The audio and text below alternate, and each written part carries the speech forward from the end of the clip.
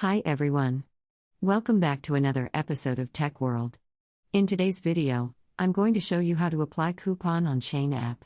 Keep watching the video till the end and don't forget to subscribe to our channel by hitting that subscribe button.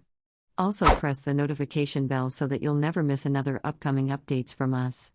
If you want to apply a coupon on your Shein application, then you will need to tap open your Shein application from your app drawer and make sure that you are logged in once you're logged in.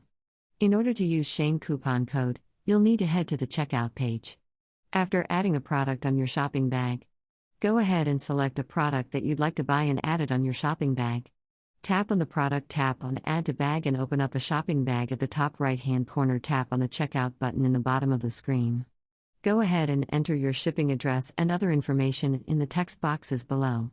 Once you enter all of the informations needed, tap the Save button in the order confirmation page. In order to apply your coupon for Shein, scroll all the way down until you find the button that says Apply Coupon and tap it on. Now type in your coupon code into the text box.